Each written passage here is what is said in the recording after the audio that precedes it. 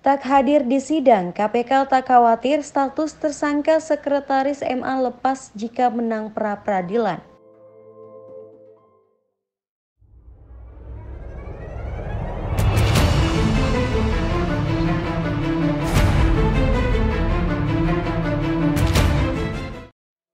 Sidang pra-peradilan yang diajukan Sekretaris Mahkamah Agung Hasbi Hasan berlangsung di Pengadilan Negeri Jakarta Selatan, Senin 12 Juni 2023.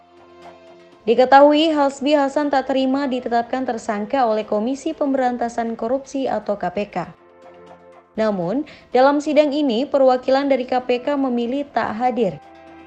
Juru bicara Penindakan dan Kelembagaan KPK, Ali Fikri, beralasan pihaknya masih membutuhkan waktu untuk melengkapi proses administrasi. Adapun Hasbi menggugat KPK karena tidak terima ditetapkan sebagai tersangka dugaan suap jual beli perkara di MA.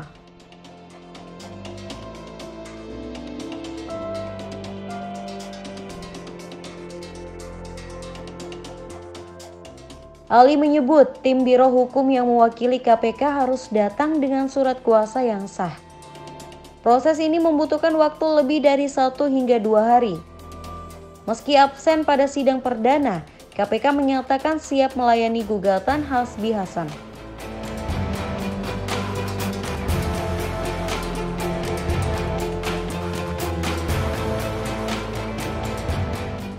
Juru bicara berlatar belakang jaksa tersebut menegaskan, pra-peradilan tidak menggugat substansi perkara suap yang menjadi dasar penetapan status hukum Hasbi Hasan sebagai tersangka.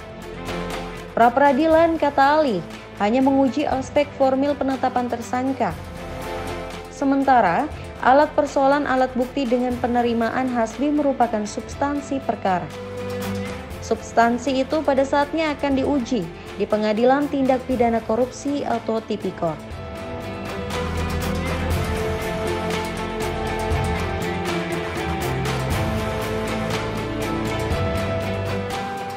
KPK tidak khawatir jika pada akhirnya Hakim Tunggal Pengadilan Negeri Jakarta Selatan atau PN Jaksel memenangkan gugatan Hasbi. KPK bisa memperbaiki proses penyidikan dan kembali menetapkan Hasbi Hasan sebagai tersangka. Tindakan ini sebagaimana dilakukan terhadap Direktur Utama PT Lokomontrado, Siman Bahar, yang terlibat dugaan korupsi pengolahan anoda logam PT Aneka Tambang atau Antam.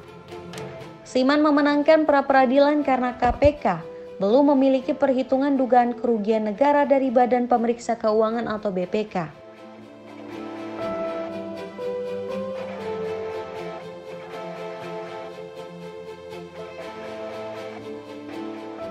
KPK sebelumnya mengumumkan status tersangka Hasbi Hasan dan eks-komisaris independen PT Wika Beton sebagai tersangka dugaan jual beli perkara di MA.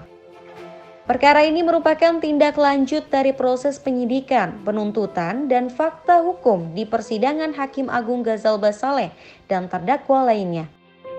Adapun Ghazalba merupakan hakim yang diduga menerima suap dari Yosep untuk mengkondisikan putusan itu. Setelah menemukan bukti permulaan yang cukup, KPK kemudian menetapkan Hasbi dan Dadan sebagai tersangka.